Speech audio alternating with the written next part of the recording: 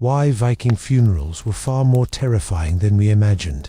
What really happened when the Vikings said goodbye to their dead? Beyond the famous images of burning ships and heroic warriors, these funerals were filled with dark rituals, sacrifices, and fears that went far deeper than simple burial rites. From eerie grave mounds to stories of restless spirits, the Viking approach to death reveals a world where the boundary between life and the afterlife was thin and, sometimes dangerous. This journey into Viking funerals uncovers secrets hidden beneath the soil and myths that have been misunderstood for centuries. Prepare to discover a side of Viking history that is haunting, mysterious, and far more terrifying than popular stories have ever told. Death in the Viking world. In Viking society, death was not considered an end, but a shift into another state of being. What happened after death depended on a combination of religious beliefs, cultural values, and one's personal reputation. To understand Viking funerals, we must first look at how they perceived death itself. The Viking Age lasted from the 8th to the 11th centuries, covering areas that are now Norway, Sweden, and Denmark. Life during this period was shaped by farming, seafaring, trade, and frequent warfare. Hardship was common, and death came early for many, making it a regular part of life. People did not avoid it, they accepted it and made preparations in advance. Vikings believed that the soul continued after death. Its destination varied based on how a person lived and died. One of the most honored destinations was Valhalla, the Hall of the Slain. Warriors who died bravely in battle could be taken there by In Valhalla, under Odin's rule, they would feast and fight daily in preparation for Ragnarok, the final battle at the end of the world. Another afterlife realm was Folkvangr, a field ruled by the goddess Freyja. Some warriors went there instead of Valhalla. Both destinations were seen as honorable, and their existence showed that there wasn't just one path for the worthy dead.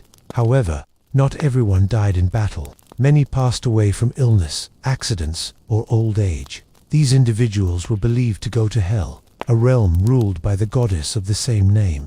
This Hell was not a place of punishment. It was quieter and colder than Valhalla, but not feared. It was simply another world for those who died in less heroic circumstances. Unlike modern concepts of hell, the Viking hell did not involve torment or fire.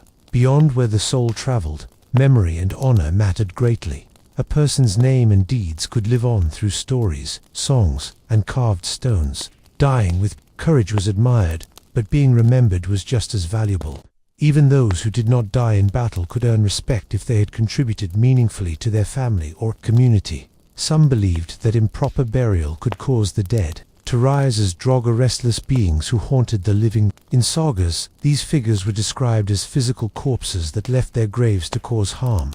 Preventing this involved using stones to pin the body down or performing specific burial rituals. Such actions were thought to protect the living and ensure peace for the dead.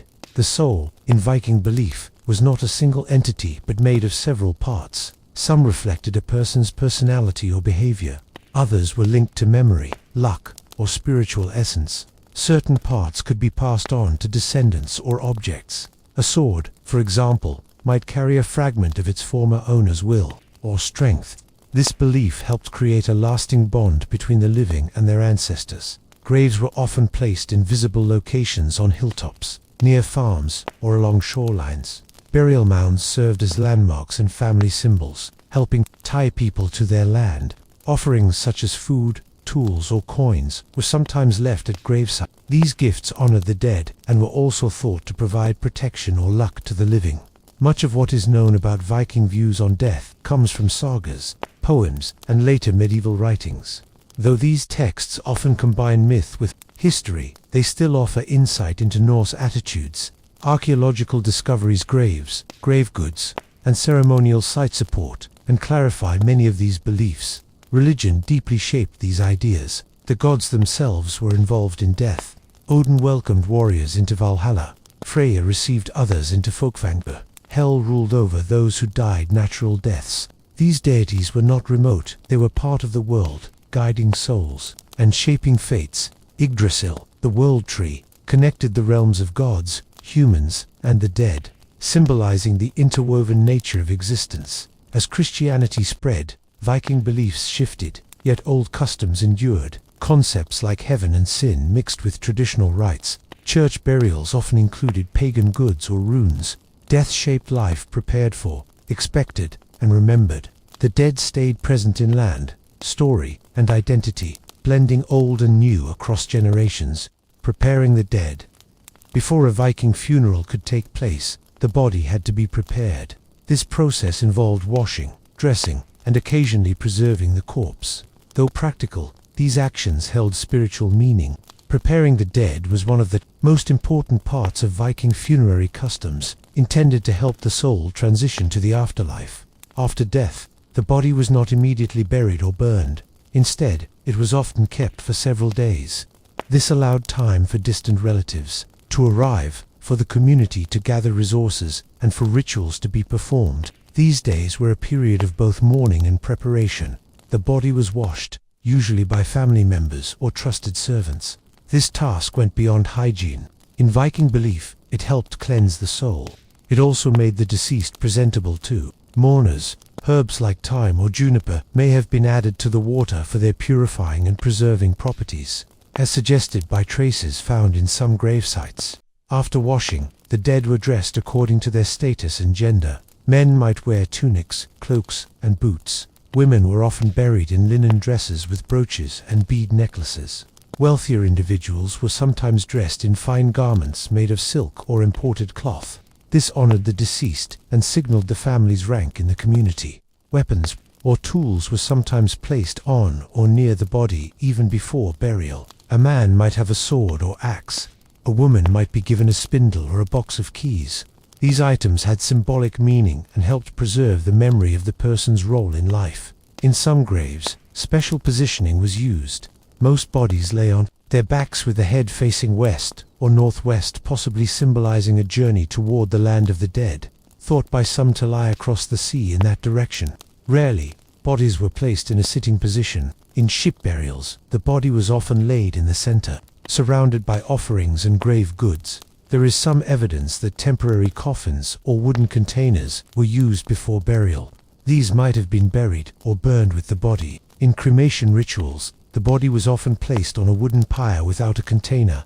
Preparing the burial site was also part of the process. In certain regions, burial mounds were constructed to mark graves.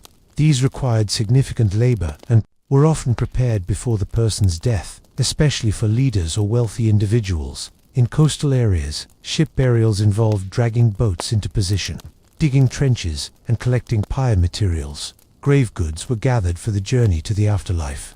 These varied but often included tools, pots, food, coins, and ornaments. Horses or dogs were sometimes buried with their owners. In rare cases, slaves or servants were also sacrificed and buried. The most detailed record of such a practice comes from Ahmad ibn Fadlan's 10th century account of a Rus chieftain's funeral, which included the sacrifice of a young female servant.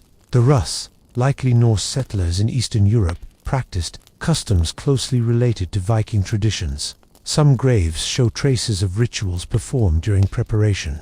Red ochre was sometimes sprinkled over the body, possibly symbolizing blood or rebirth. In other burials, pits were lined with stones or planks, which may have been protective or decorative, and possibly signaled wealth. There is little evidence that Vikings practiced embalming. Instead, they relied on cold weather and swift funerals to slow decomposition. However, in warmer months or in cases where travel was required, some may have used smoking or drying methods to preserve bodies temporarily. There is also evidence that magic or ritual specialists were involved. Some graves include staffs or ceremonial tools linked to Vavla female shamans or sireses. These women may have guided funeral rites, offered chants, or performed rituals to protect the soul. Their presence suggests that funerals were not just community events, but spiritual acts connecting the living and the dead. Preparing the dead was not a routine chore in Viking society. It involved care, belief, and tradition. Each step, washing, dressing, choosing burial items, reflected family values, community honor, and religious meaning. These actions set the stage for the funeral itself, whether it involved burning, burial, or ship interment. Ship burials and symbolism. In Viking culture, ship burials were among the most iconic funeral practices. These ceremonies involved placing the dead in or with the ship, and were typically reserved for individuals of high status. The image of a Viking laid to rest in a longship, surrounded by weapons, animals, and treasure, has become a powerful symbol of Norse identity. But ship burials held more than visual appeal. They carried deep, practical and symbolic meaning. The Vikings were a seafaring people. Ships played central roles in war, trade, travel, and migration. A ship was one of the most valuable possessions a Viking could have. It represented wealth, craftsmanship, and status. Symbolically, it also represented a journey across physical seas in life, and across unknown realms in death. This idea made the ship a fitting vehicle for the dead. Ship burials were rare and expensive, typically reserved for nobles, warriors, or chieftains. Most people were buried in simpler graves, sometimes with modest grave goods. A ship burial marked the deceased as someone of importance and reinforced the belief that they were embarking on a voyage to the afterlife. There were different kinds of ship burials. In some, actual ships were used. In others, large stones were arranged in the shape of a ship, and the body was buried within this outline. These stone ship settings have been found across Scandinavia, often formed from dozens of large rocks. Whether made of wood or stone, the message remained consistent. The soul was traveling on a final journey. One of the most well-known examples is the Oseberg ship, discovered in Norway in 1904 and dated to around 834 CE. Inside were the remains of two women, buried with elaborate grave goods, wooden carts, tapestries, tools, animal bones, and domestic items. The wealth of the burial suggests that the women held significant status, possibly as priestesses, queens, or spiritual leaders. Another major find is the Gokstad ship, also in Norway. It contained the remains of a man, believed to be a chieftain or warrior. He was buried with weapons, gaming pieces, and animals, including horses and dogs. The ship, over 23 meters long, was designed for sailing and rowing, reinforcing the man's high rank and strong association with Viking maritime culture. Ship burials were not limited to Norway. They have been found in Sweden, Denmark, and beyond. In England, the Sutton Hoo burial discovered in the early 20th century contained an entire ship beneath a mound. Though not Viking, the Sutton Hoo burial shares cultural parallels, showing that ship funerals were a broader Northern European tradition. Some ship burials involved cremation. The body might be placed in a ship, along with grave goods and animals, and burned. A notable description comes from Ahmad ibn Fadlan, who witnessed the funeral of a Rus chieftain in the 10th century. The body was laid in a ship, which was filled with offerings, and then set ablaze. This ritual united the elements of fire and water, both seen as transformative forces. Not all ship burials used full-size vessels. Some graves included only parts of ships, such as keels or planks. Others used miniature boats or stone models. Regardless of size, these symbols reflected the belief that the soul required a vessel to reach the next world. Scholars also suggest ships had protective purposes. Placing the dead in a ship may have been a way to shield the living from spiritual harm or to help guide the deceased safely into the afterlife. The ship itself could serve as a sacred space for offerings and ritual acts. Evidence suggests ship burials were sometimes public ceremonies. Burial mounds were built over the ships, rising high above the landscape. These mounds became landmarks, visible from afar, and served as lasting monuments. In some areas, ship graves were aligned in rows or placed near major buildings, emphasizing family legacy and regional power. Ship burials were part of a sacred funerary landscape that included mounds, standing stones, and ritual spaces. Memory, belief, and community. Ships made of oak or pine symbolized strength. Nails, tools, and decorations reflected craftsmanship and trade. These burials were more than rites. They were declarations of status, faith, and legacy. Only a few received such honors, but those who did were remembered for both their life's role and the powerful statement made by their funerals. Fire and burial, two paths to the afterlife. In Viking funerals, there were two main ways to treat the body of the dead: cremation and burial. Each method reflected cultural beliefs about death, the soul, and the afterlife. Both were practiced during the Viking Age, but their use varied by region, time, and religious influence. Cremation was one of the oldest and most widespread practices in early Viking society. The body was placed on a wooden pyre, sometimes inside or atop a ship, set on fire. The flames reduced it to ash and bone, which were then buried in an urn or scattered beneath a mound. This was not simply a method of disposal, it was a ritual for releasing the soul. Fire had symbolic value. In Norse belief, fire was associated with purification and transformation. Burning the body helped release the spirit to travel to the afterlife. Cremation also had practical benefits, particularly in frozen regions or where digging graves was difficult during winter. In such areas, it allowed funerals to proceed regardless of season. Cremations often included sacrifices and offerings. Animals, horses, dogs, cattle were sometimes burned with the deceased. Grave goods such as weapons, tools, jewelry, and food were placed on the pyre. These items were believed to accompany the soul into the next world. In rare cases, slaves or servants were also sacrificed and burned with the dead, a practice usually reserved for individuals of high rank. After the fire burned out, the remains were gathered and placed in urns or directly into grave pits. These could be buried under stone cairns, inside mounds, or within ship-shaped stone settings. Even in cremation, the arrangement of the grave held meaning, linking it to broader ideas of travel, memory, and social identity. Burial, placing the body intact in the ground, was also practiced, especially later in the Viking Age. Inhumation often involved laying the body on its back, sometimes in a wooden coffin or chamber. The grave was filled in and marked with stones or a small mound, creating a lasting resting place. Unlike cremation, burial emphasized continuity between the living and the dead. The site became a location families could visit and maintain. Some became family graveyards, used across generations. These places connected the living community with its ancestors. Burial also allowed for more elaborate grave structures. Timber-lined walls, stone floors, and full chambers were constructed for wealthier individuals. Items found in these graves include swords, shields, combs, beads, cooking pots, and coins. These reflected both the person's social life and the spiritual beliefs. As Christianity spread through Scandinavia, cremation declined and burial became more common. Christian teachings stressed bodily resurrection, which required the body to remain intact. By the 10th and 11th centuries, many Viking communities had adopted Christian burial customs. Graves aligned eastward, no grave goods, and burial in rows. However, the shift was gradual.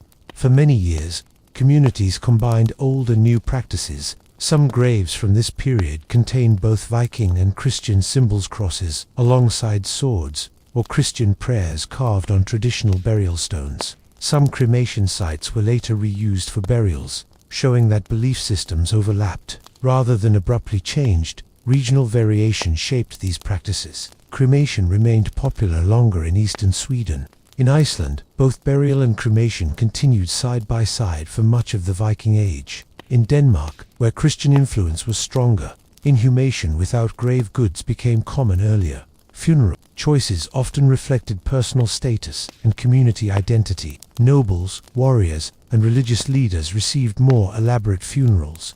They might be cremated in ships, buried with ornate grave goods, or honored with mounds. Ordinary people were usually buried more simply, often in smaller or unmarked graves. Funerals also functioned as social events. The chosen method could reflect family wealth, the deceased's role, or the community's alignment with specific traditions. A cremation might honor older customs, while a Christian-style burial might show support for new religious authorities or political alliances. Archaeologists study Viking cremation and burial sites to understand evolving funerary practices. Burned bones, grave goods, and soil analysis reveal beliefs in daily life. Both cremation and burial prepared the soul for the afterlife. Their differences reflect changes in Viking society, shaped by faith, geography, and individual or regional identity. Human sacrifice, ritual, or myth. One of the most debated and unsettling aspects of Viking funerals is the possibility of human sacrifice. Some historical accounts describe individuals being killed to accompany the dead into the afterlife. Archaeological discoveries provide partial support, but the extent and frequency of these sacrifices remain uncertain. Were these acts common, or were they rare events, later exaggerated by outsiders? The most famous account comes from Ahmad ibn Fadlan, a 10th century Arab diplomat who witnessed the funeral of a Rus chieftain along the Volga River, where Norse traders lived. He described how a young female servant was chosen to die with her master.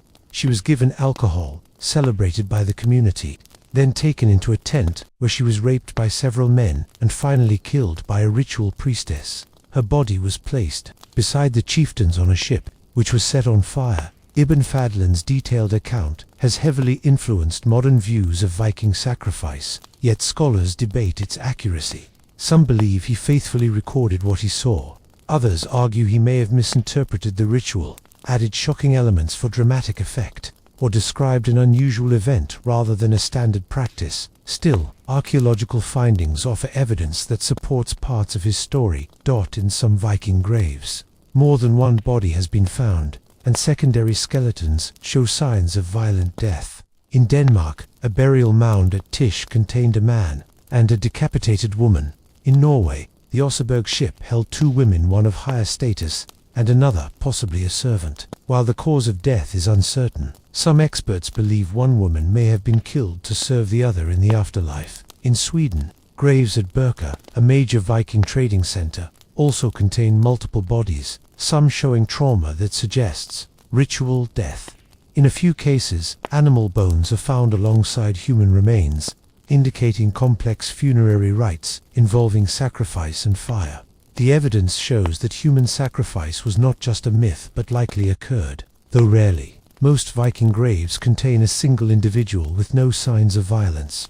When it happened, sacrifice was probably limited to high-status funerals. Such acts served both symbolic and social purposes, providing the dead with companions or servants. In the afterlife, and demonstrating the wealth and authority of the family, sacrifices also held religious meaning. Norse mythology often referenced offerings to the gods, particularly Odin, who was linked to death and sacrifice. Some sagas describe hangings or stabbings performed in his honor. Ritual killings at funerals may have been viewed as a way to gain divine favor or secure a safe journey for the deceased. The people sacrificed were usually slaves or servants, though not always. Some accounts suggest that companions or family members volunteered to die. In Ibn Fadlan's account, the young woman said she agreed willingly, but whether this was genuine choice or social coercion is unclear. Some archaeologists suggest such women were raised to accept this fate. The role of the ritual leader, often described as a priestess or seeress, was crucial. Ibn Fadlan wrote of an older woman who performed the final killing with a curved blade. In Viking society, spiritual women known as Vavilor were believed to possess prophetic and ritual power. During funerals, they may have acted as intermediaries between the living and the dead, ensuring that the rites were performed correctly. Not all scholars agree these acts were purely religious. Some interpret them as honor killings, acts of power, or staged performances to create fear or respect, whether seen as sacrifice or display. The presence of secondary bodies with signs of trauma indicates deliberate and ritualized death. The timing of these events is also debated. Sacrifices may not have occurred at the exact moment of burial. Some victims might have been killed days earlier or died by other means. Where skeletons show no visible trauma, it is difficult to confirm the cause of death. Regional differences also mattered. In areas under Christian influence, human sacrifice would have been discouraged or outlawed. Iceland's early laws forbade such practices, while remote regions of Sweden or Norway may have retained older customs longer. Human sacrifice in Viking funerals, though rare, is supported by foreign accounts, archaeology, and myth. It occurred at elite funerals, involving ritual violence to honor gods, serve the dead, and show power. The slave girl sacrifice. Ibn Fadlan's testimony. In 921 CE, Ahmad ibn Fadlan, a diplomat from Baghdad, was sent on an official mission to the Volga Bokches. While there, he encountered a group known as the Rus, Norse traders of Scandinavian origin who traveled along the river routes of what is now Russia. Ibn Fadlan, a Muslim scholar, recorded what he saw in detail, including a funeral that would become one of the most discussed accounts of Viking burial practices involving human sacrifice. The event he described went beyond a simple burial. It included the sacrifice of a slave girl, elaborate public rituals, and the burning of a ship. Though debated, Ibn Fadlan's account remains one of the most vivid surviving descriptions of a Viking-style funeral and offers insight into the beliefs of Norse people living far from their homeland. According to Ibn Fadlan, When a Rus chieftain died, his body was not buried immediately. Instead, it was placed in a temporary grave for 10 days while funeral preparations were made. During this time, his servants and slave women were asked who would join him in death. One young woman volunteered. Ibn Fadlan noted that her choice was final and could not be revoked. The girl was treated with a ritualized form of honor. She was given female attendants, drank alcohol, and was included in aspects of the ceremony.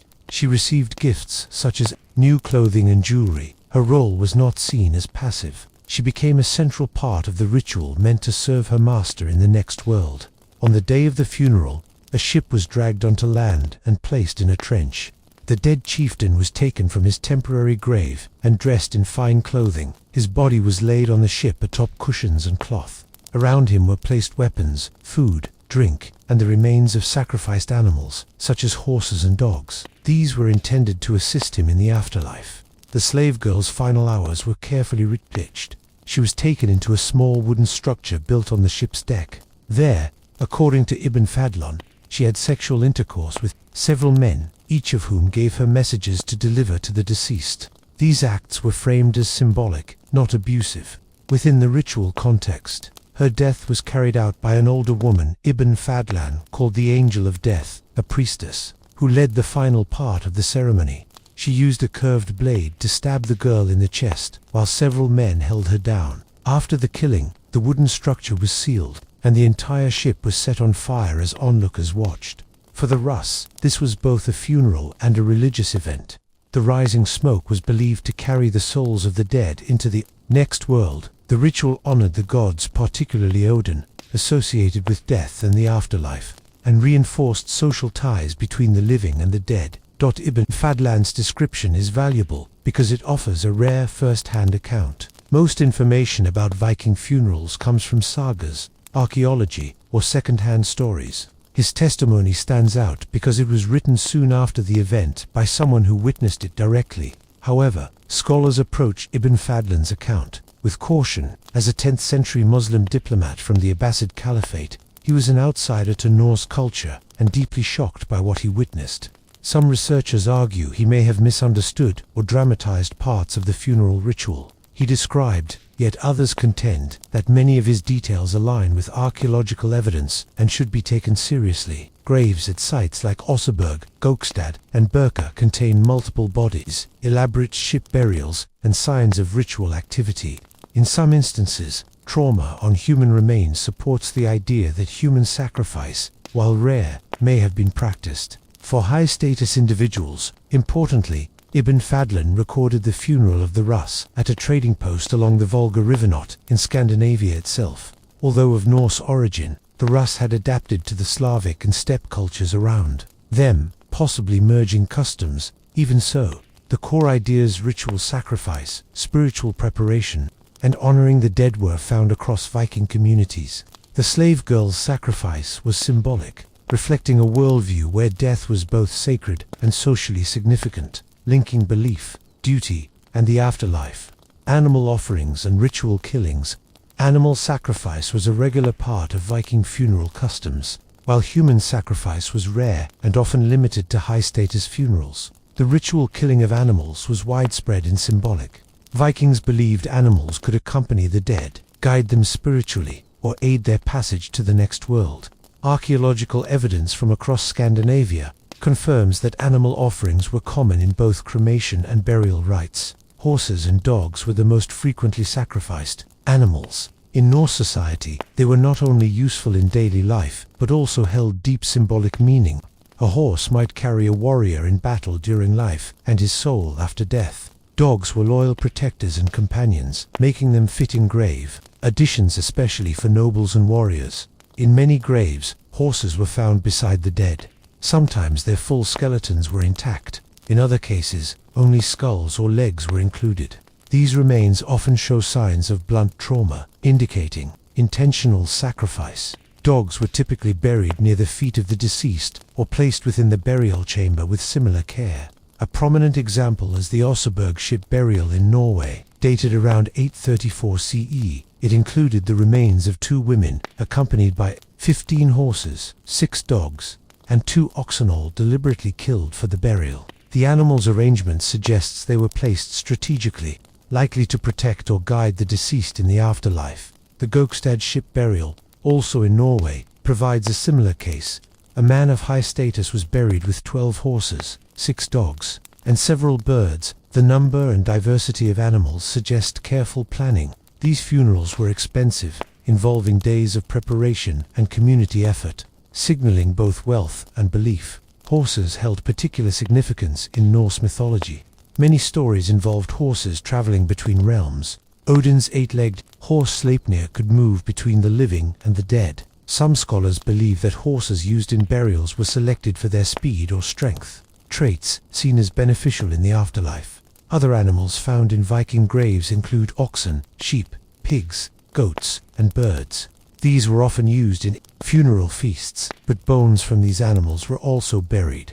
In some cremation graves, animal bones were burned alongside human remains, indicating they shared the pyre. Such sacrifices were possibly meant for the gods or to serve the deceased. In some graves, animal skulls were buried separately, entrances or under stones. These placements may have served as spiritual guardians or ritual markers. Rarely, animals were placed alive in burial structures and left to die, emphasizing the seriousness with which some families viewed the connection between animals and the afterlife. The act of killing animals was often part of a public event. Community members gathered to witness and take part in the ceremony. At several sites, pits filled with burned animal bones and ash suggest that sacrifice occurred as part of the funeral feast. These events helped reinforce community ties, honor the gods, and remember the dead. Feasting and sacrifice were closely linked in Norse culture. Eating the meat of sacrificed animals was not seen as disrespectful. Instead, it was part of the ritual. By sharing food, participants honored the dead and maintained social bonds. Some food was burned as an offering, while the rest was eaten communally. There were regional and social differences in how these offerings were made. Elite burials often included multiple animals, especially horses and dogs. Simpler graves might include only one animal, like a sheep or dog. In cremation-dominant regions, animals were burned with the dead. In areas favoring inhumation, large animals were buried intact inside wooden chambers or near ships. As Christianity spread through Scandinavia, these practices began to change. Christian doctrine opposed ritual animal killing, and religious leaders worked to eliminate it. By the 11th century, grave goods, especially animals, had largely disappeared in Christian-influenced regions. Earlier, however, animal offerings were a normal part of burial traditions. Animal sacrifice in Viking funerals held deep meaning. It honored the dead, appeased gods, and comforted mourners. Lavish animal offerings displayed power and status. Bones found in graves, like those from Oseberg, reveal spiritual beliefs and ritual care. Animals were not just companions, they symbolically aided the soul's journey into the next world. Viking funeral feasts and public rituals. Viking funerals were not private occasions. They were large public events that brought together families, neighbors, and entire communities. These gatherings were more than acts of mourning. They were moments of remembrance, celebration, and social affirmation. At the center of these events were funeral feasts and public rituals, both crucial to Viking beliefs about death and honor. After a person died, the funeral rarely happened immediately. Preparations could take days, especially for someone of high rank. The body might be temporarily stored or placed in a structure while arrangements were made. Families gathered supplies, wood for a pyre or chamber, clothing for the deceased, grave goods, animals for sacrifice, and food for the feast. The funeral feast served several purposes. It honored the dead, united the community, and demonstrated the family's status. A large and well-provided feast signaled a life of importance and the family's ability to carry out proper rites. Guests shared food, drink, and memories. Meat was cooked on site, and animals were killed specifically for the event. Evidence from graves and settlements shows that beef, pork, mutton, horse, and poultry were commonly served. Some meat was roasted, while other portions were boiled in large pots. Bread, porridge, ale, and mead were shared among attendees. These drinks were not simply refreshments, they held ritual significance. Feasting was tied to Norse mythology. In Valhalla, the dead were believed to fight by day and feast by night. Even outside of Valhalla, The afterlife was often imagined as a continuation of life's pleasures. Funeral feasts symbolized this belief. By eating and drinking together, the living mirrored the imagined experiences of the dead in the next world. Toasts, called mini, were also part of the ritual. Guests raised their horns to honor the deceased, speaking their name and recounting their deeds. These memory toasts helped keep the person's story alive and reaffirmed bonds between the living and the dead. Several rounds of toasts might be held, each dedicated to a different god, ancestor, or memory. Public performances were another key part of Viking funerals. Norse poets recited verses about the dead person's life, family, or heroic acts. These poetic retellings helped shape the memory of the deceased and highlighted the qualities they represented, such as bravery, generosity, or leadership. For leaders and warriors, funerals could include displays of weapons, banners, or reenactments of battles. These were not only symbolic, but also political. They showed that leadership continued, reassured the community, and honored the deceased's role in life. Some events had clear religious elements. Offerings were made to the gods by burning food, drink, or other goods. Animal sacrifices were common, and in rare cases, human sacrifices occurred. These rituals were believed to help the dead reach the afterlife and secure the favor of deities. The entire funeral was treated as sacred. Cremations featured prominently in public funerals. A pyre was built, and the body placed on it with grave goods and animals. When lit, the fire became the focus of attention. People sang, chanted, or cried out. The rising smoke was seen as a bridge to the afterlife. In some cases, ships were burned on land or in water, turning the ritual into a powerful spectacle. In burials, the body was laid in a gravafon, a ship-shaped pit or chamber end, covered with soil or stones. Rituals often continued afterward. Families returned to the site days later with offerings. A second feast, called the eerie, was sometimes held after a mourning period. It marked inheritance and offered a final farewell. Funerals also served administrative purposes. When a chieftain or elder died, the gathering might be used to name a successor, settle debts, or confirm land transfers. Public attendance ensured that decisions were witnessed and accepted by the wider community. Graves were marked with stones or mounds, becoming permanent memory sites. These markers varied by wealth and status.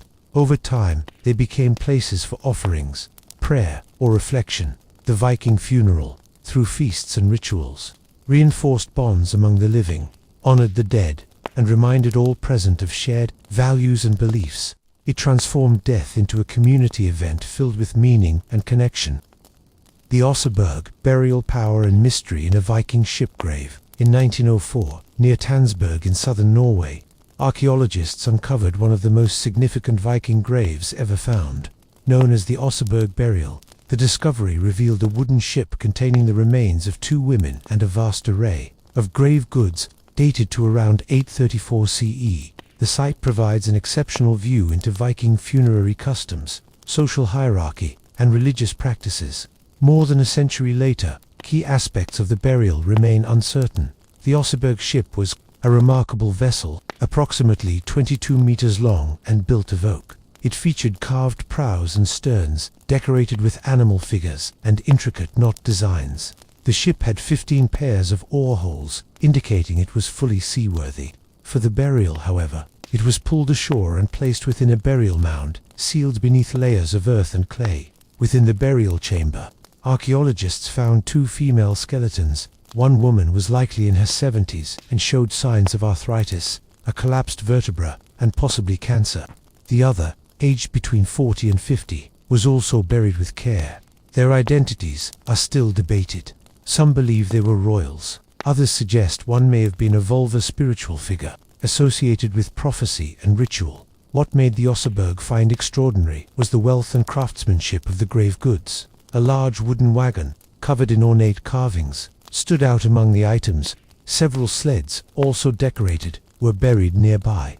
Everyday objects like cooking tools, wooden buckets, combs, and textiles were present. A bed and cushions were included, suggesting the burial was prepared with both comfort and ceremony in mind. The grave also contained the remains of 15 horses, 6 dogs, and 2 oxen.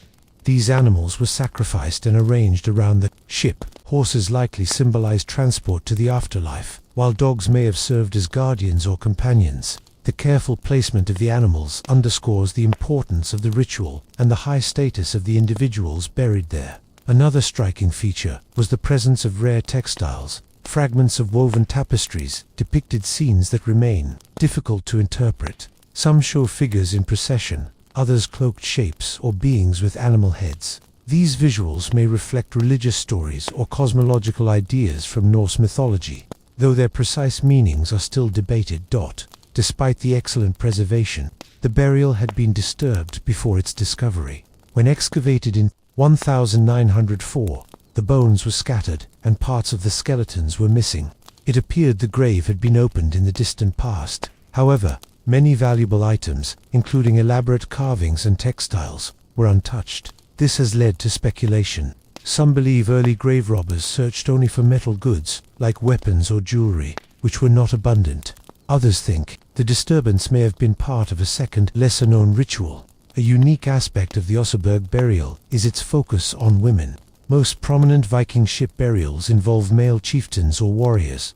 In contrast, this grave highlights the status of two women. The ship, animal sacrifices, and high-quality artifacts indicate they held real influence. The presence of ceremonial tools and the richness of the grave suggest religious or political power. Today, the Oseberg ship stands as a symbol of the Viking age. It is one of the best preserved examples of Viking shipbuilding and is frequently used in museums and research. Housed at the Viking Ship Museum in Oslo, the vessel is currently undergoing conservation. The artifacts, sleds, tools, textiles remain a focus of ongoing study into Viking life and ritual. The Oseberg burial shows that Viking funerals could be elaborate, symbolic, and deeply tied to social roles. Every object, every animal, and every carved detail held meaning. Though some elements remain mysterious, the burial provides a rare and detailed view into Viking concepts of death, the afterlife, and social memory. The two women buried in the Oseberg ship remain unidentified, but their grave tells a powerful story. Through symbols of wealth, status, and belief, the burial stands as one of the most compelling examples of Viking funerary tradition ever unearthed. The Burka warrior woman, or man. In the late 19th century, archaeologists excavating near Burka, a Viking trading town on an island in Lake Mälaren, Sweden, uncovered a grave that would later become one of the most debated Viking burials ever found. Initially seen as a textbook example of a high-status warrior's grave, it would later challenge long-standing assumptions about gender roles in Viking society, known as Burka grave BJ 581. The burial held the remains of one person surrounded by a full set of weapons: a sword, axe, spear, battle knife, shield, and a quiver of arrows. Two horses were placed alongside the body, one on each side. The grave also included a gaming board and pieces, which some interpreted as evidence of leadership or strategic ability. Its location near Burka's Hilfert suggested a connection to the town's military or ruling elite. For more than a century, it was assumed the person buried was male. The presence of weapons and the burial style supported that belief. Scholars cited the grave as one of the clearest examples of a Viking warrior. The inclusion of tactical gaming pieces reinforced the view that this was not only a fighter but a commander. Then, in 2017, new analysis using DNA testing revealed the remains belonged to a biological female.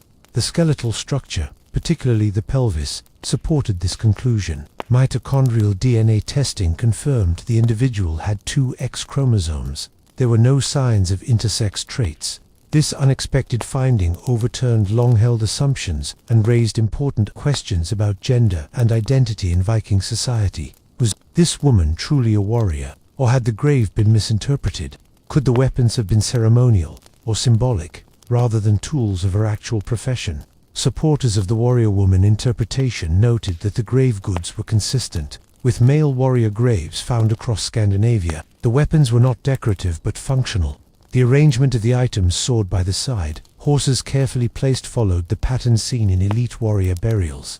No other bodies were found in the grave, suggesting the burial was meant for a single, honored individual. Critics raised other possibilities. Some argued that grave goods don't always reflect a person's role. Weapons could have ritual meaning or be honorary. Others suggested she might have been a spiritual figure who used weapons symbolically. A few questioned whether the bones could have been mixed from another grave, but the team confirmed the remains were from one individual. This discovery became part of a broader re-evaluation of women's roles in Viking society. Historically, Viking warriors have been depicted as male, while women were often cast as wives, mothers, or caretakers. But archaeological evidence and written sources suggest a more complex picture. Women could own land, run households, and in rare cases, become leaders or religious figures. Sagas tell of shield maidens, female warriors, but whether they were historical or literary remains debated. The Birka grave lends new weight to the possibility that at least some women served as warriors. Its contents do not suggest a symbolic or secondary role. Instead, they mirror what would be expected in the burial of a military figure. Birka itself was a major Viking trading center between the 8th and 10th centuries. It connected Scandinavia to Europe and beyond, including trade routes to the Islamic world. Its population was diverse, with warriors, merchants, craftsmen, and spiritual figures. In such a setting, social roles may have been more flexible than in rural communities. A woman in Birka could have had access to opportunities unavailable elsewhere. What makes grave BJ 581 important is not just the DNA result, but the combination of physical evidence and cultural context. It challenges how gender was understood in the Viking Age and how it is interpreted today. The case has prompted scholars to revisit other warrior graves where gender was assumed rather than tested. The Birka warrior has become a powerful symbol for rethinking the past, not because she proves most Viking women were warriors, but because her story highlights how isolated assumptions shape history. Her grave reminds us that roles in ancient societies were often more complex. Ongoing research into her diet, health, and mobility continues to reshape our understanding of one of archaeology's most significant Viking discoveries, Trelleborg and the ritual of the ring forts. Across Denmark and parts of southern Sweden, the remains of Viking ring forts reveal a world of order, authority, and ritual. These circular fortresses, with symmetrical gates and precise layouts, are known as Trelleborg-type forts. Built in the late 10th century under King Harald Bluetooth, they served not only military roles but also functioned as centers of power and possibly ceremony. The original Trelleborg in Zealand, Denmark, provides some of the clearest evidence linking Viking military architecture to funeral traditions. Trelleborg was not a typical settlement. Its circular earth wall measured about 136 meters in diameter, divided into 4 equal quarters by 2 main roads that met in the center. Inside, longhouses were arranged in strict symmetry. The planning showed advanced engineering and central control. The layout pointed not only to defense but also to symbolic meaning, possibly ritual or cosmological in nature.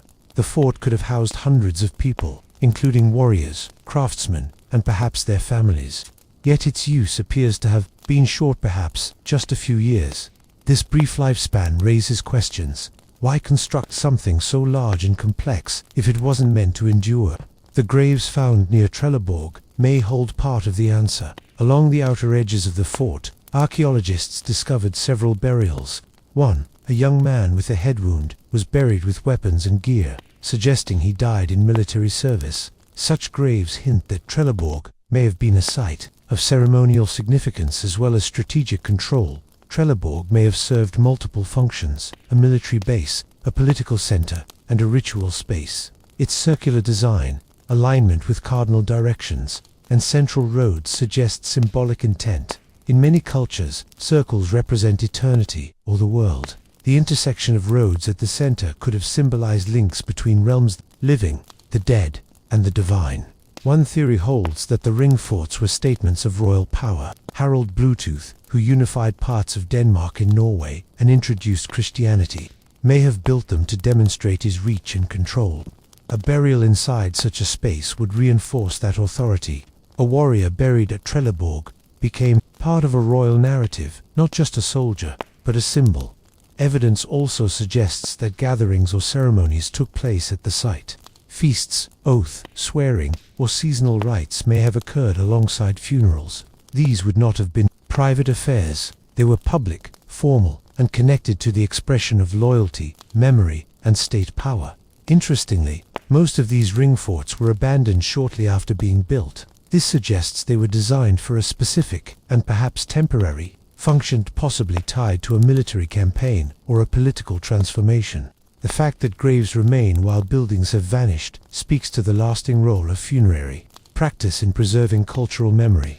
Trelleborg is part of a network of similar forts, including Firecat, Aggersborg, and Nonnibach. All follow the same circular design and appear to have been constructed within a short time frame. This consistency indicates a shared political and cultural agenda. The discovery of burials at multiple sites further supports the idea that death and ritual were integral to their purpose. Some of those buried at the forts were not local. Isotope analysis shows that individuals came from across the region, including Norway and Sweden. This supports the theory that Trelleborg and its counterparts functioned as training or administrative centers for a mobile warrior class. Funerals here may have honored fighters from distant lands, tying them to the authority of Harold Bluetooth. Grave placement also carried meaning. Some were located near gates or roads, possibly symbolizing protection or transition. Others were buried outside the main walls, following older traditions that separated the dead from the living. Whether inside or out, burial near a royal fort carried status and likely spiritual meaning. Today, reconstructed parts of Trelleborg revealed the original layout. Though the wooden buildings are gone, the earthworks endure. Archaeologists study the graves, uncovering how Vikings linked death with identity and power. Trelleborg shows how they shaped space with purpose, combining military design and symbolism. Even in death, individuals were woven into a circle of remembrance and meaning. The burning ships of the Baltic Fire and Farewell. The image of a Viking funeral often begins with a burning ship drifting into the sea, a lone figure on a boat surrounded by weapons and treasures as flames rise and waves carry them away.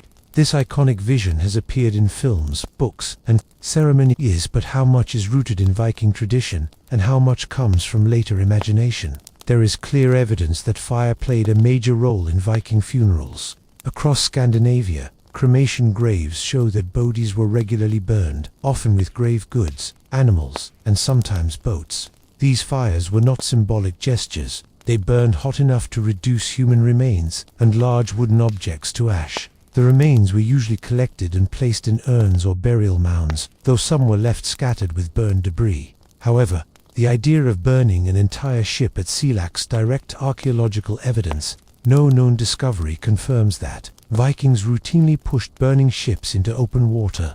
Full-sized ships were valuable and labor-intensive to build, making such an act costly. Most excavated ship burials, such as those at Osseberg and Gokstad, involved ships used as stationary burial chambers on land, not as floating pyres. Still, some historical accounts suggest burning ships were part of Viking funerals in certain regions. The clearest description comes from Ahmad ibn Fadlan, a 10th-century Arab diplomat who witnessed a Rusk funeral along the Volga River. He wrote of a chieftain placed on a ship with goods and animals. A slave girl, either volunteering or compelled, was also killed. After days of ritual, the ship on land was set ablaze, consuming the body and offerings. Though the ship wasn't set adrift, fire remained central.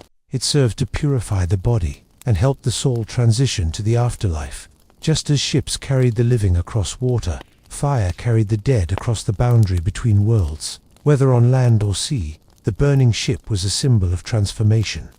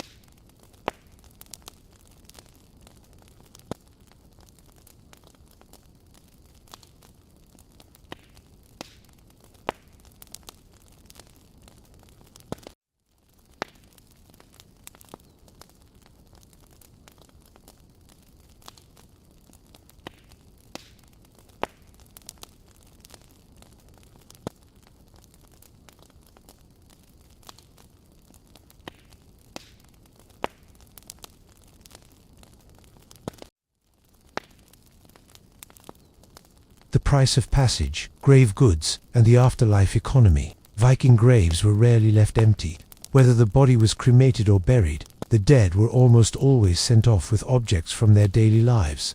These items, tools, weapons, jewelry, food, animals, and coins, were not simply belongings. They were part of a broader belief that death marked the beginning of a journey, and that the soul would need supplies to continue in the next world. Viking afterlife. Beliefs viewed the next realm as a continuation of life. Warriors expected to feast and fight in Valhalla, while others envisioned a quieter journey to hell.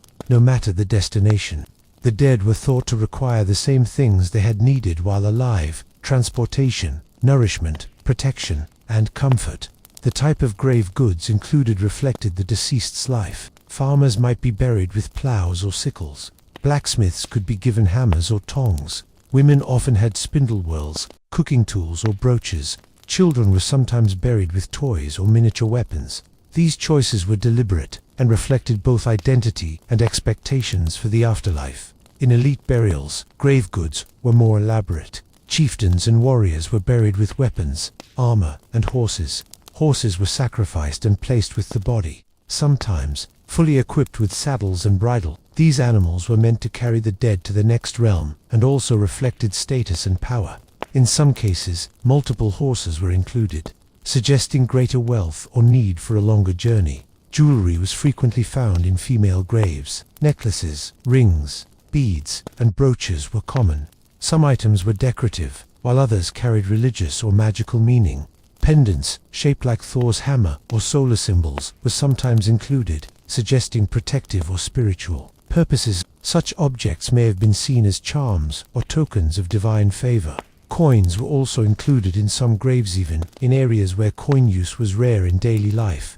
This suggests a symbolic role. In other cultures, coins served as payment to enter the afterlife. While there is no direct Norse version of this belief, the presence of coins may reflect a similar idea: offerings for the journey, or wealth to present to the gods. Weapons were among the most common grave goods for men. Swords, axes, and spears were buried alongside the body. Some were functional, while others were decorative or ritualized. In many cases, weapons were intentionally bent or broken before burial. This may have marked them as no longer for use among the living, or helped release their spirit to serve in the afterlife. Boats and ship fragments were especially important in high-status graves. Sometimes, the entire body was placed in a ship, such as at Oseberg and Gokstad. In other cases, only a part of a ship or a symbolic model was used. Even when full ships weren't included, graves were shaped or lined to resemble boats. This recurring motif reflects the belief that boats could carry the soul across realms.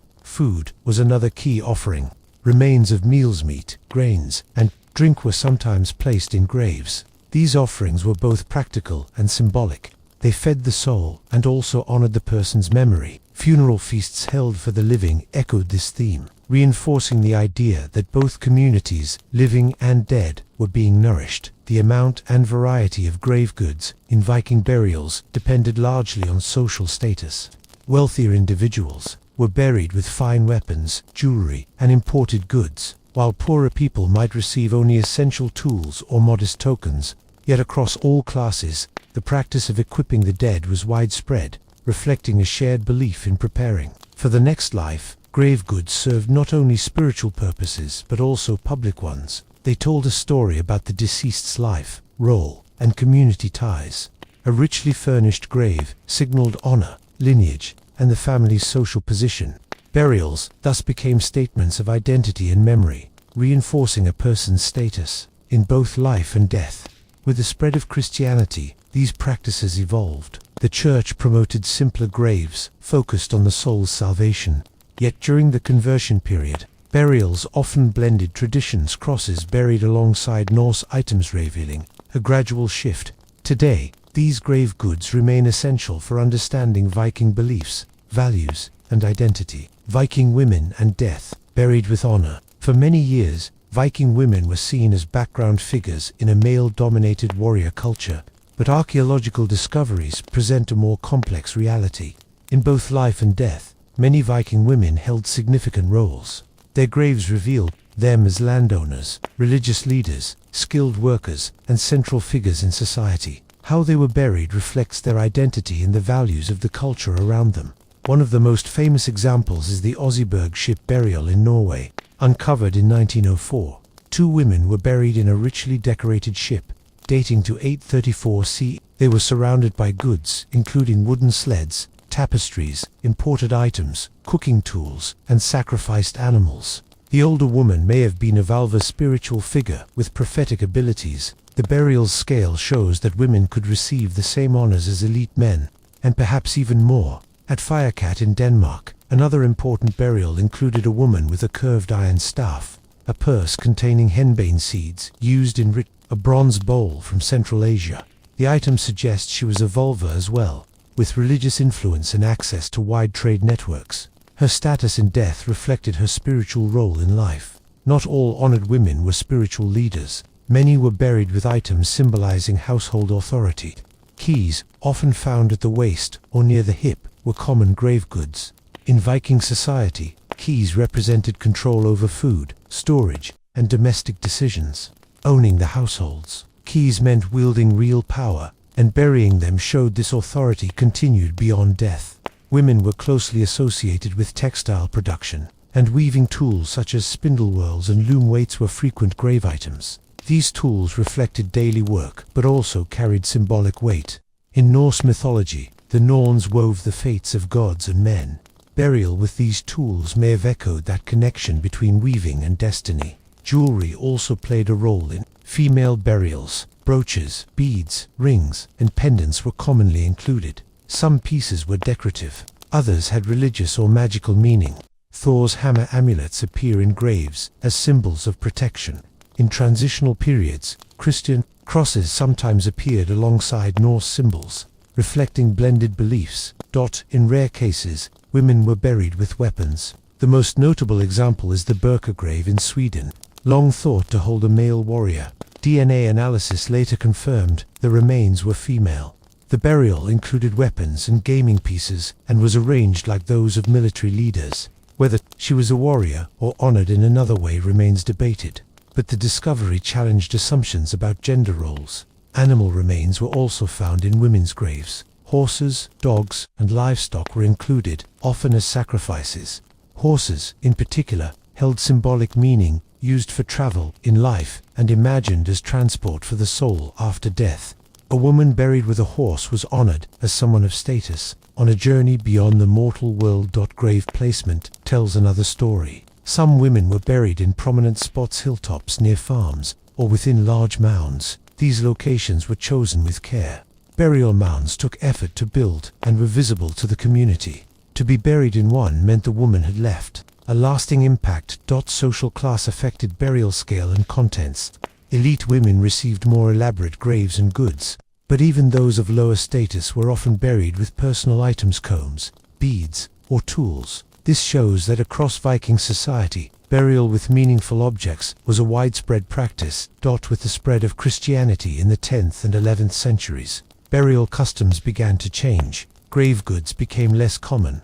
Christian burials emphasized simplicity and spiritual focus. Bodies were laid east to west without tools, weapons, or traditional symbols. However, the transition was gradual. Some graves from this period contained both Christian crosses and Norse amulets, illustrating the coexistence of old and new beliefs. The graves of Viking women reveal more than possessions. They reflect roles, beliefs, and identities. These women managed households, led rituals, and shaped community life. In death, they were honored with keys, cloth, animals, or religious symbols. Today, such burials challenge old assumptions, showing that Viking women held complex, essential roles. Their memory remains deeply woven into the larger narrative of Norse society and spiritual tradition. Sacrifice and blood. When funerals turned violent, most Viking funerals were solemn and organized. Yet in some cases, they included acts of ritual violence, though not common in every burial. Enough historical accounts and archaeological findings exist to show that sacrifice, both animal and human, was sometimes part of funeral customs. These acts were tied to spiritual beliefs, status, and the Viking view of death as a journey. The most detailed account comes from the 10th century Arab diplomat Ahmad ibn Fadlan, who observed a Rus chieftain's funeral along the Volga River. The Rus, likely of Norse origin, shared many customs with Scandinavian Vikings. According to his report, the chieftain's body was kept in a temporary grave while the community prepared. A slave girl volunteered to join him in death, claiming she wanted to serve him in the afterlife. For 10 days, she was cared for, given alcohol, and repeatedly asked if she remained willing. On the final day, the man's body was placed on a ship with goods, animals, and weapons. The girl was led aboard, where an older woman, the Angel of Death, performed the ritual. In view of witnesses, the girl was stabbed and placed beside the chieftain. The ship was then burned on land. Some dismissed Ibn Fadlan's account as exaggerated. However, archaeological evidence from Scandinavia supports elements of the story. At sites like Birka, Kopang, and Oseberg, human remains have been found in graves showing signs of fatal injuries. Some female skeletons from elite burials display cut marks on ribs or spines, suggesting death occurred at or just before burial. Animal sacrifice was more frequent and well documented. Horses were often buried beside warriors, sometimes fully bridled and killed with weapons. Dogs, cattle, and sheep were also included. These animals likely served symbolic or functional roles: companions, signs of wealth, or provisions for the afterlife. Some sites include multiple human remains in graves that suggest coordinated ceremonies. At Ridgeway Hill in England, a massed grave of over 50 decapitated Viking men was found. Though likely an execution site, it reflects how violence and death remained culturally visible and part of broader memory. Sacrifice in Viking funerals was likely driven by both religion and status. Norse mythology described distant afterlife, realms Valhalla, hell, and others. Sacrifices may have helped guide or protect the dead along these journeys, including slaves or animals, affirmed wealth and importance. It also ensured the spirit was sent off properly, avoiding unrest or harm to the living. The sacrificed were usually thralls, servants, or animals. In Ibn Fadlan's account, the girl was described as a willing participant. Whether her choice was truly free remains unclear. Cultural pressure, alcohol, or ritual expectation may have played roles. Still, the act was treated as ceremonial, with music, chanting, and an audience. The ritual was not only for the dead, it was a public reaffirmation of belief and hierarchy. Vikings also sacrificed objects. Many graves include deliberately damaged items, bent swords, broken shields, or snapped jewelry. These acts symbolically killed the items, sending them to the spiritual world. A bent sword no longer served the living, but in the afterlife, it might still aid its owner. Sacrificial practices were not universal. Most Viking graves show no signs of human violence, but those that do are notable and often linked to elite individuals. This suggests such rites were reserved for high-status death chieftains, warriors, or figures of symbolic power.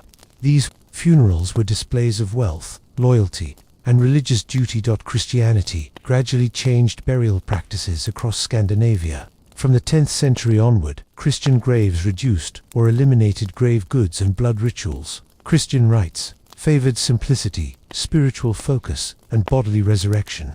However, during the transition, hybrid practices appeared. Graves from this time sometimes contained both Christian crosses and traditional offerings, marking the slow shift in worldview.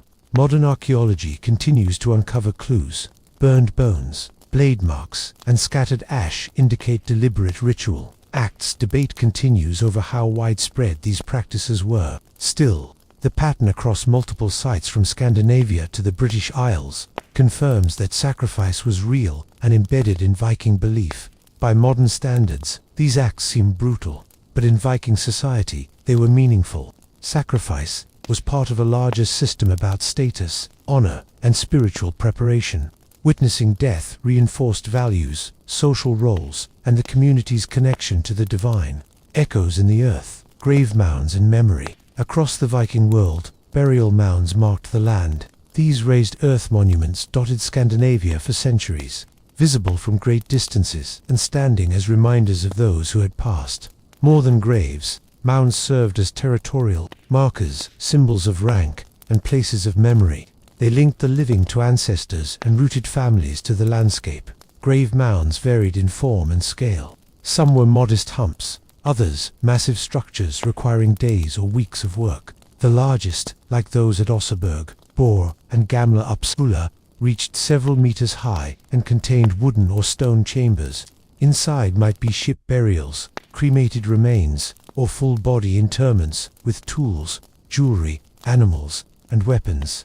Regardless of content, their purpose was to give the dead a lasting presence in the world of the living. Constructing a mound required extensive labor.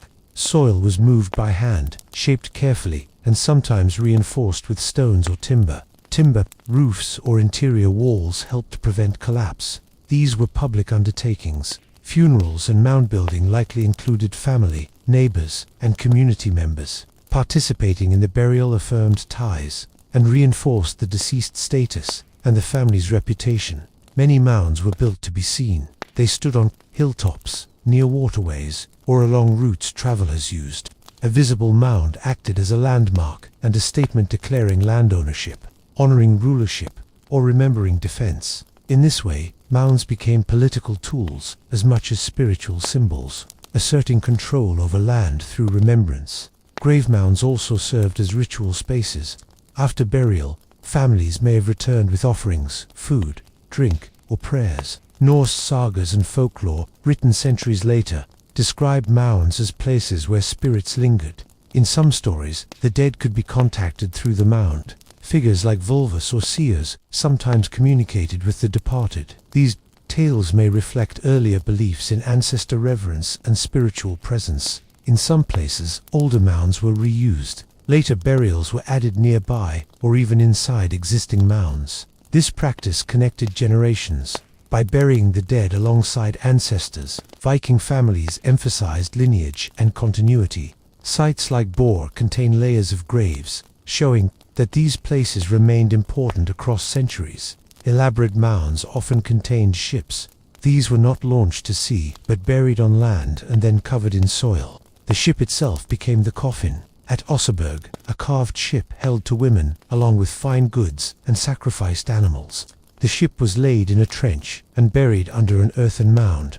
Though looted long ago, the remaining materials showed the wealth and care invested. Simpler mounds carried meaning to a man buried with his sword and horse, a woman with her keys and spindle, a child with a wooden toy. Each burial reflected individual identity. The mound covered the body, but also marked memory and community standing. It was a spiritual and social statement. As Christianity spread through Scandinavia in the 10th and 11th centuries, burial customs shifted. The church discouraged grave goods and mound building, encouraging simpler burials in consecrated ground.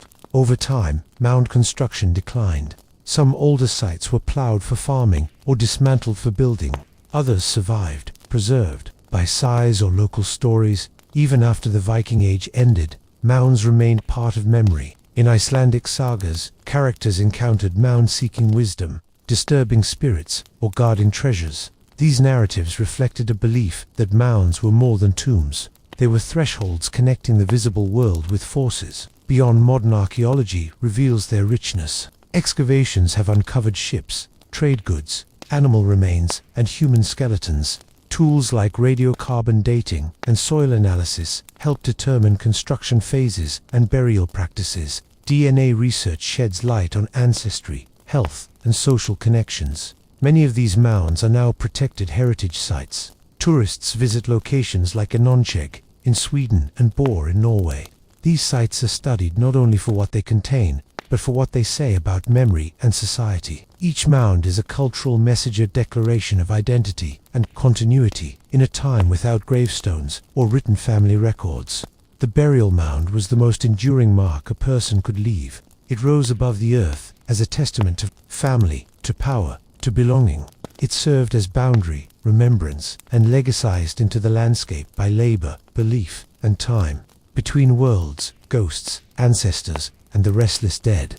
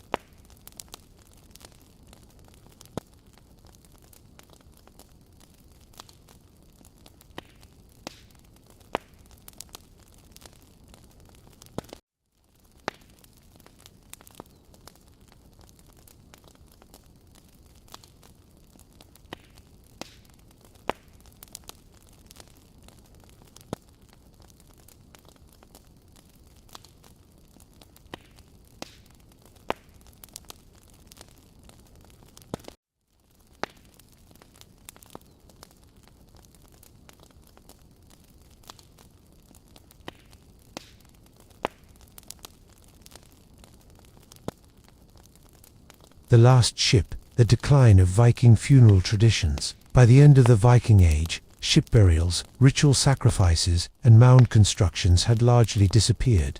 The change occurred gradually over several generations, with Christianity playing a major role in reshaping burial customs.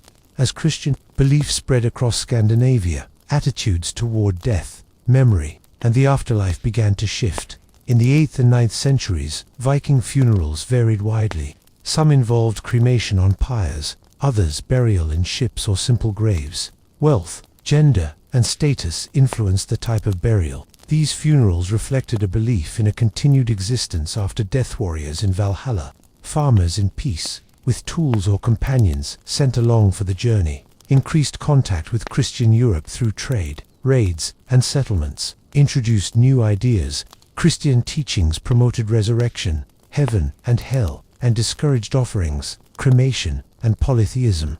Over time, Viking kings, nobles, and common people began adopting these beliefs. The earliest signs of Christian influence on funerals appeared in Denmark and Norway in the late 9th and early 10th centuries. Archaeological evidence shows graves with fewer goods, bodies laid in straight rows, and burials aligned west to east. In keeping with Christian customs, some graves included crosses or items with Christian symbolism. By the mid-10th century, King Harald Bluetooth of Denmark had officially converted to Christianity and began promoting it across his kingdom. Churches were built, and funerals began to follow new religious guidelines. Burials took place in consecrated ground, overseen by clergy, and emphasized salvation through prayer rather than preparation for an afterlife journey. These changes did not take place without friction. In many areas, pagan and Christian elements coexisted. Some Christian graves still included beads or knives. In other cases, Viking burial mounds were reused for Christian burials, suggesting continuity alongside transformation. In parts of Sweden, traditional practices endured longer, especially in remote regions. The disappearance of funeral ships marked a significant shift. The last known ship burials occurred in the early 10th century. Afterward, no new examples appeared. Cremation, once a major ritual, also declined. Christian doctrine forbade burning the dead, favoring inhumation to preserve the body for resurrection. This belief changed how bodies were treated and perceived. In earlier customs, cremation was thought to release the soul and aid its journey. In Christian belief, the body had to remain whole, emphasizing its sacredness even after death. Funerals became simpler and more uniform. Burial began to reflect religious obedience rather than personal or social identity. The landscape of death changed as well. Large mounds and richly equipped graves gave way to wooden crosses or stone markers near churches. Burial near sacred buildings became desirable, with the belief that proximity to holy ground and priestly prayer offered spiritual protection. Though these transformations were widespread, echoes of earlier traditions remained. Folktales recorded centuries later contained stories of spirits in burial mounds, hidden treasures, and restless dead. These stories suggest cultural memory of Viking funerals continued even after official practices had changed. By the 11th and early 12th centuries, full Christianization had taken hold in most of Scandinavia. Laws banned pagan funeral rites. Church leaders enforced new standards. Sacrifice, cremation, and grave goods were condemned as heretical. The older rituals were no longer practiced, though their influence could still be felt in folklore and memory. Funeral traditions that once emphasized dramatic displays and material preparation were replaced by quiet prayers and church ceremonies. Even so, the earlier practices left visible traces. Ship burials, mound sites, and grave goods discovered by archaeologists reveal a culture deeply engaged with death, remembrance, and continuity. These archaeological remains offer insight into a worldview that saw death as a journey requiring care and planning. The placement of swords, tools, animals, or companions shows that burial was both symbolic and social, expressing identity, belief, and status. While Christian funerals marked a departure from this, they did not erase the importance of death. Rituals, burial continued to be a communal act, but its meanings and methods evolved. Instead of fire and feasting, there were hymns and holy water. Instead of mounds, there were markers. Even after centuries of religious change, Viking funeral memories endured. Burning ships, sacrificial horses, and grave goods remained cultural symbols. These rituals honored death with meaning, mystery, and a lasting sense of spiritual expression and tradition.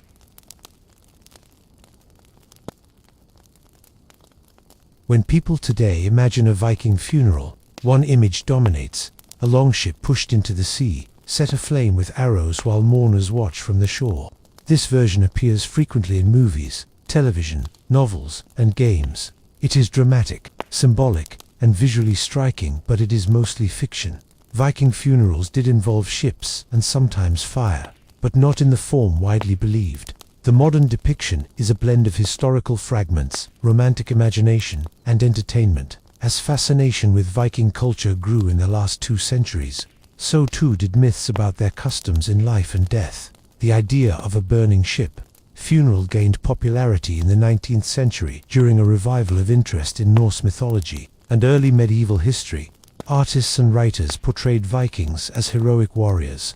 The flaming ship, sailing toward the horizon, became a compelling symbol of honor and farewell, memorable but inaccurate. Historically, ship burials were real. Sites like Oseberg, Gokstad, and Somme show that ships were used in burials, but they were almost always placed on land. Ships were buried in trenches and covered with earth to form mounds. Fire, when used, took the form of cremation pyres on land, not burning ships adrift. At sea. Burning a seaworthy ship would have been impractical and costly. Ships required skilled labor, timber, and time. They were essential for travel, trade, and warfare. Sacrificing one by setting it on fire was unlikely outside exceptional circumstances. Most Viking funerals used more sustainable methods, either cremation with burial of ashes, or interment in a ship that remained on land. Popular media favors spectacle. In the television series Vikings, characters often receive elaborate funerals, with fire and ritual. These scenes are emotionally powerful, but not meant to reflect strict historical accuracy. They blend bits of fact with dramatic fiction. Some confusion also comes from historical texts. Ahmad ibn Fadlan's 10th century account of a Rus funeral includes vivid descriptions of sacrifice and ship burning. However, his detailed observation notes that the ship was burned on land, not launched into the water. Over time, misreadings or exaggerations of such texts contributed to the myth of the floating pyre. Museums, festivals, and reenactments have reinforced the image. In 2014, a village in Scotland staged a Viking-style funeral involving a burning boat during a public event. These displays, while inspired by history, are largely symbolic. They entertain, but they do not reflect routine Viking practice. Another modern misconception is that Viking funerals followed a single, uniform style. In reality, practices varied greatly across Scandinavia, depending on time period, region, class, and belief. Some individuals were cremated, others buried intact. Grave goods ranged from richly equipped to nearly absent. There was no single Viking way of burial, only local customs, shaped by resources and values. That the spread of Christianity added more diversity. From the late 10th century onward, burials began to follow Christian norms. These included no grave goods, east-west orientation, and burial in consecrated ground. Yet for a time, elements of older beliefs persisted. A cross might be buried alongside a Thor's hammer.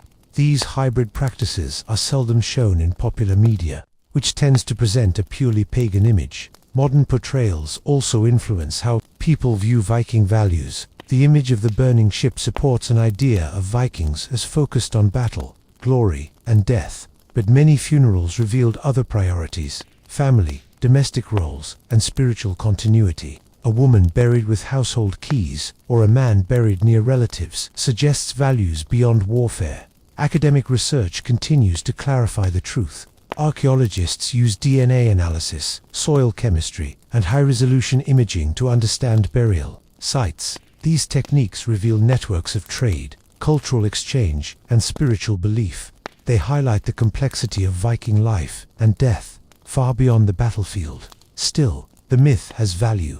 The dramatic imagery of Viking funerals, even if inaccurate, has kept interest in Norse history alive. It has led people to museums, books, and deeper research. For many, the burning ship is a symbolic gateway, a first encounter with a past worth exploring further. even with fictional elements. The modern fascination with Viking funerals reveals a longing for ritual, meaning, and connection. Whether simple or grand, Viking graves spoke to hopes for the afterlife, remembrance, and the endurance of the soul. What Viking death teaches us about life. At first glance, Viking funerals may seem entirely focused on death, on rituals, burials, and beliefs about the afterlife, but they also reveal how Vikings viewed life. The customs surrounding death offer insights into values such as identity, family, power, and belief. In honoring the dead, the Vikings were also reinforcing the kind of life they respected. These funerals were not just about the individual who had died, they were also about those who remained. The form of funeral took whether cremation or burial, whether with weapons or household tools, was a statement made by the living. These choices reflected shared beliefs and what people thought should be carried into the next world. A grave full of objects served as reassurance that traditions would endure. Funerals were public acts. They brought people together during loss and transition. Constructing a mound, preparing a pyre, or arranging goods was a collective task. It marked the deceased's role in the community, whether as a mother, warrior, trader, or farmer. In a culture with limited writing, such ceremonies communicated a person's story through ritual rather than text. The items buried with individuals also speak to everyday life. A blacksmith might be buried with tools, a woman with keys, or a trader with coins. These were not just possessions, they were symbols. A sword signaled more than defense. It indicated social status. A spindle or necklace might point to care, home, or beauty. These choices reflected both the identity of the person and hopes for the afterlife. Even the location of a grave carried significance.